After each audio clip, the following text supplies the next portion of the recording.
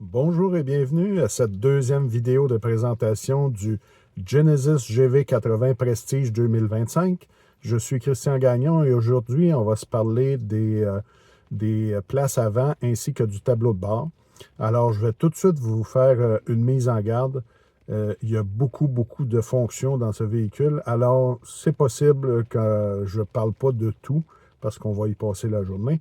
Alors, on va commencer ça tout de suite avec les sièges.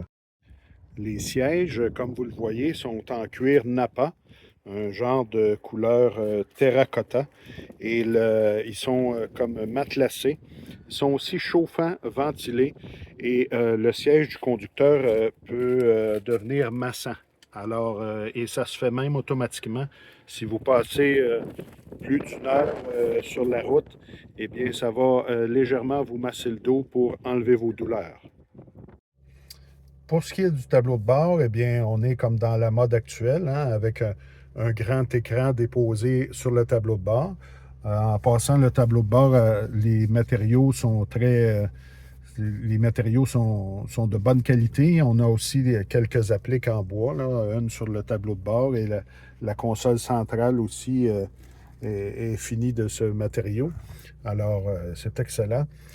Pour ce qui est du tableau de bord, eh bien, moi, ce que j'aime particulièrement, c'est qu'on peut mettre la carte GPS à la grandeur du tableau de bord. Alors, c'est assez simple. Même si ça a l'air compliqué, c'est assez simple.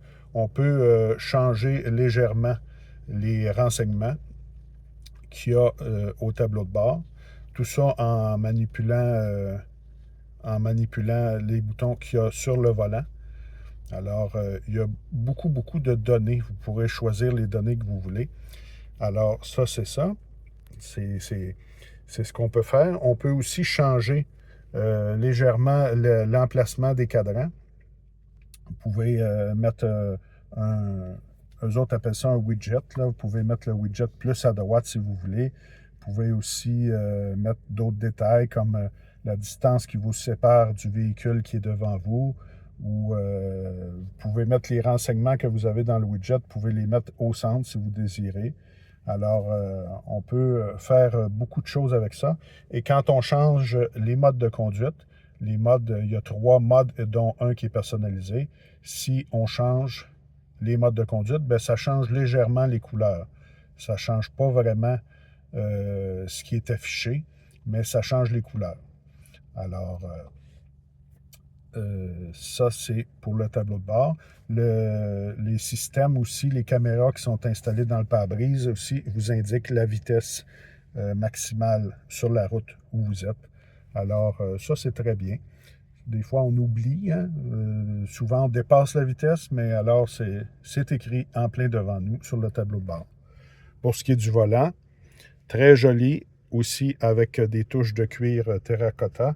À gauche, on a les boutons qui ont rapport au régulateur de vitesse, ainsi que ce bouton à bascule qui sert à changer l'affichage sur l'écran. Et ici, à droite, c'est plus pour le système audio. Alors, on a la petite roulette ici sert pour le son. Et si on appuie dessus, on met tout simplement sourdine. Alors, ça, c'est très bien. On a quelques touches ici à gauche du volant. Ça, c'est pour l'intensité de l'éclairage. On a aussi pour un mode de descente en pente, je crois.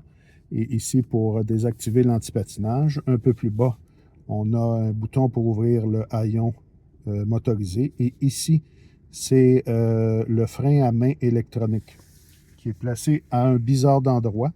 Mais c'est un peu pour les plus vieux, vous allez vous souvenir qu'on avait une pédale ici, juste en dessous du pied gauche. Alors, c'est le retour du frein à main du côté gauche. On a, comme vous voyez, un système de son Bang & Olufsen qui a 18 haut-parleurs, si ma mémoire est bonne, pour un total de puissance de 1400 watts. Alors, vous devriez avoir les oreilles bien remplies de bonne musique. On a les boutons, évidemment, pour les vitres. Puis ici, vous avez les boutons pour mémoriser les ajustements des sièges, puisque le siège conducteur est réglable je crois, 16 directions. Alors, ça va vous permettre de figer au moins les réglages pour 2 personnes, soit vous et une autre personne,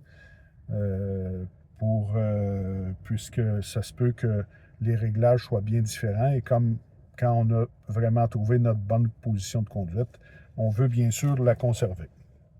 Au centre, eh bien, ben là, vous avez le reste de l'écran, mais vous pouvez y afficher la carte, comme présentement. On peut afficher la carte, on peut afficher la radio, comme ici. Oh, vous voyez. On peut aussi y écouter de la musique par Bluetooth. Et on a aussi ici le setup qu'on appelle les réglages. Là, il va falloir que vous y passiez quelques minutes parce qu'il y a beaucoup, beaucoup de réglages possibles. Et si vous allez dans un menu en particulier, eh bien, vous allez avoir encore beaucoup de réglages possibles. Alors, asseyez-vous dans votre véhicule après l'avoir acheté et passez quelques minutes à vraiment passer tous les menus afin d'ajuster tous les réglages, puisque tout le véhicule peut être complètement personnalisé avec ces menus.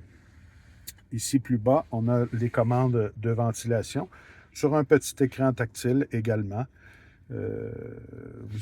Mais vous pouvez régler la température puisque le véhicule est à 4 zones de climatisation. Évidemment, il y en a une pour le conducteur, une pour le passager, une pour les passagers de deuxième rangée et une pour les passagers de troisième rangée qui ont aussi leur propre commande qu'on peut soit désactiver ici ou les faire démarrer. Je pourrais les mettre moi-même en automatique.